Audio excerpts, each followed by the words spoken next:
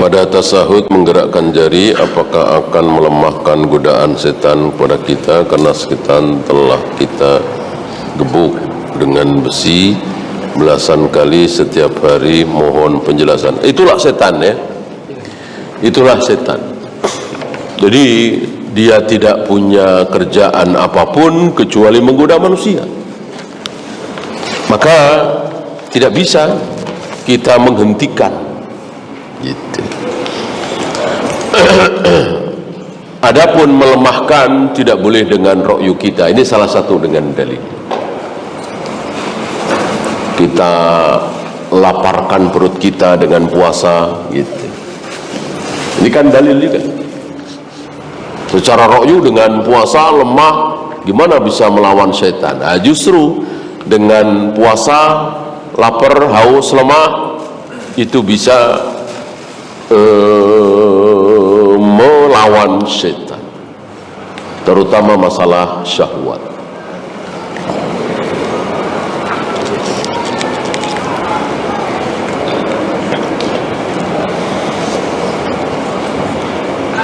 Apakah amalan sahabat Umar sehingga setan menghindar ketika berpapasan dengan beliau?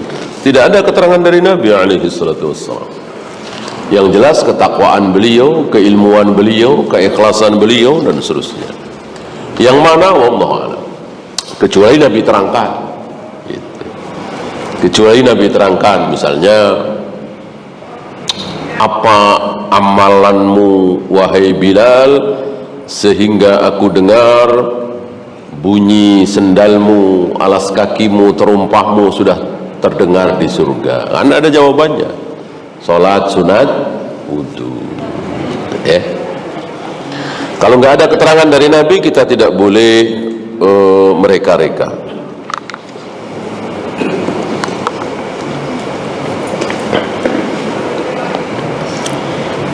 Bagaimana donasi yang sesuai dengan syariah? Islam tidak mengatur. Mau ngasih langsung, mau transfer, mau beliin bahan bangunan, semen, pasir, batu, Islam tidak mengatur. Terserah ya. Hanya para imam, para masyayikh tidak menyukai ya donasi ke sana kemari, sementara kita yang dekat malah sekedar panitia. Jadi misalnya di sini bikin masjid, ya kita orang-orang sini saweran, patungan, berlomba dalam kebaikan. Bukan orang sini panitia semua begitu, ya kan? Nanti nyarinya jauh-jauh, tentu tidak seperti itu. Panitia itu mestinya ya berkorban duluan. Ya. Maka terjadilah apa yang terjadi. Antum tahu ya. Ngumpulin sampai miliaran. Akhirnya tergoda. Ya sebagian ada. Dan diekspos besar-besaran. Ini di Palestina, ini di Ambon, ini gempa. Masyarakat terlanjur percaya. Transfer kan gampang sekali. Cukup dengan jempol ya. Transfer 1 juta, 5 juta, 100 juta. Orang kaya banyak yang simpati, yang terlanjur sikoh percaya dengan yayasan ini ya. Terjadilah apa yang terjadi dan sangat memalukan. Kita semua ikut malu ya. Setan di mana-mana, iblis tidak pernah diam, terus menggoda ya. Maka kalau bisa jangan ngumpulin ya. Lembaga-lembaga seperti itu, ada gempa bumi baru ngumpulin dana, habisin gitu. Jangan dikumpulin dulu, nanti kalau ada jaga-jaga, kalau ada gempa bumi lagi ngapain gitu. Ya. Ada gunung meletus butuh bantuan, baru kumpulkan, habisin ya. Dan kalau sudah sanggup jadi relawan, jadi seperti itu, ya siap berkorban. bukan malah ikut menikmati.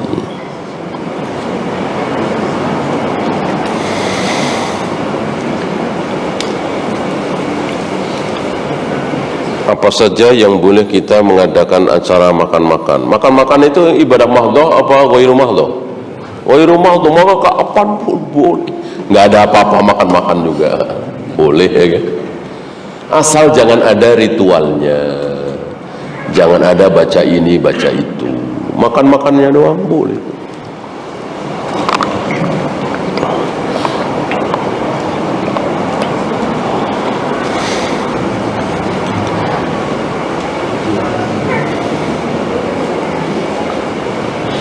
Ketika pembagian daging kurban, biasanya panitia mendapatkan jatah khusus dari hewan kurban. Apakah ini boleh? Boleh.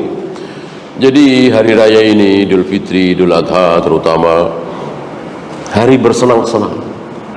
Jadi senang dapat daging, makan daging. Siapapun boleh, nggak ada yang nggak boleh. Nggak ada yang boleh. Kalau zakat kan banyak yang nggak boleh menerima. Fidyah, kifarat nggak boleh oleh pelakunya. Adapun kurban nggak ada yang nggak boleh. Orang kaya raya dia ikut makan dagingnya boleh. Jadi betul-betul buat senang-senang hari itu. Wabil khusus fakir miskin yang jarang makan daging, ya, kita senangkan.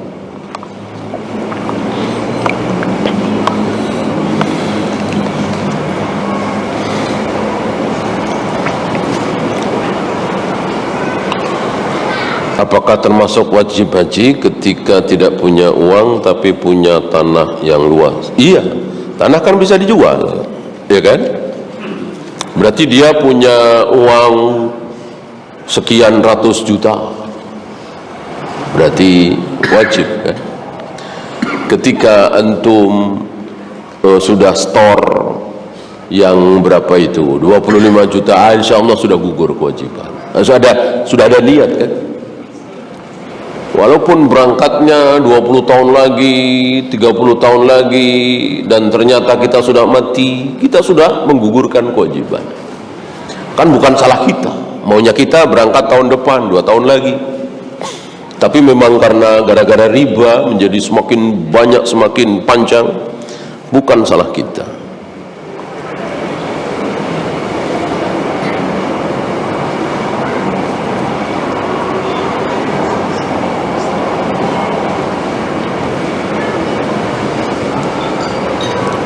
Jika ada orang dosanya pahalanya 100 misalnya, dosanya cuma 1, jika Allah tidak ampuni maka akan masuk neraka. Iya, ya. Mizan itu kan terserah Allah, bukan terserah kita. Iya kan? Betul, dosanya cuma 1, pahalanya 100. Oh, pasti surplus 99, nggak bisa seperti itu. Di mata kita dosanya kecil, cuma sekali doang nggak sholat misalnya, pikir dia kecil, itu besar sekali. Maka jangan pakai matematika. Maka yang diharapkan adalah ampunan Allah, ampunan Allah, ampunan Allah. Nah sebaliknya 99 gulung, satu gulungnya kalau dibuka, dipanjangkan itu sejauh mata memandang. Berapa ratus, berapa ribu meter itu catatan itu. Isinya ya zina, ya homer, ya judi, ya membunuh, dosa semua, nggak ada pahalanya sama sekali. 99 gulung. Orang ini akhirnya masuk surga karena diampuni oleh Allah. Sementara yang satu tadi, ya iblis tadi satu kan. Maka jangan gegabah, jangan merasa aman, terus memohon ampunan kepada Allah, memohon ampunan kepada Allah. Karena yang diampunilah itu yang paling beruntung. Waktu itu pernah kita bahas, ada orang tidak punya pahala sedikit pun, Dosa, iya, ya, dia tidak sholat, dia belum pernah sholat, belum pernah puasa. Tidak sholat kan dosa ya, tapi masuk surga karena diampuni. Ya. Jadi intinya adalah dosa-dosa kita diampuni.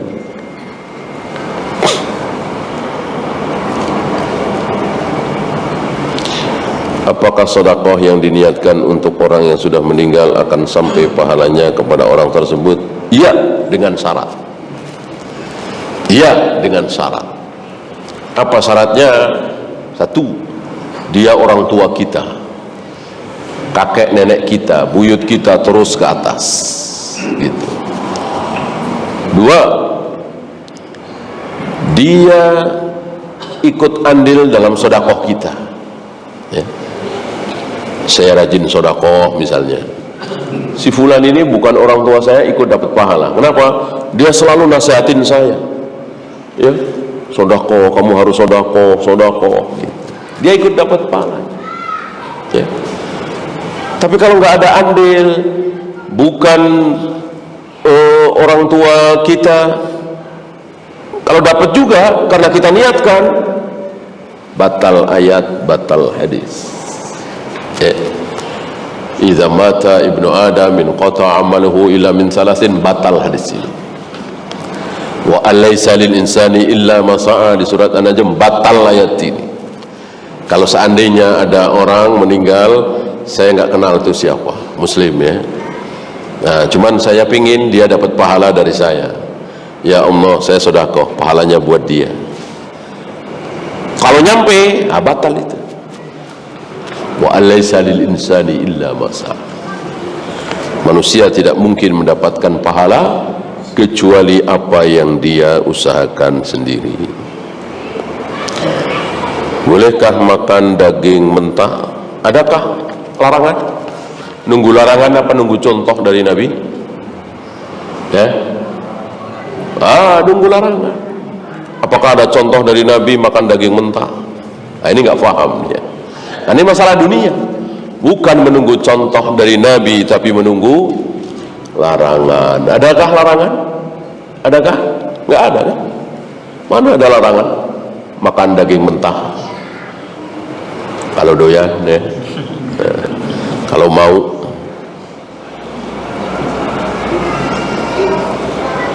Bagaimana hukum sholat di rumah yang dekat rumah ada kuburan? Dekat belum tentu satu area ya. Walaupun dekat sekali, jaraknya cuma setengah meter, tapi setengah meter itu kali, setengah meter itu jalan setapak, setengah meter itu pagar, ya boleh. Walaupun jaraknya 50 meter, tapi satu area. Misalnya masjid Istiqlal kan kita tahu satu area besar sekali kan halamannya. Nah, di pojokan sana masih di halaman masjid ada kuburan. Nah, ini tidak boleh. Jadi, satu tanah, satu area. Wallahu a'lam. Habis? Ya.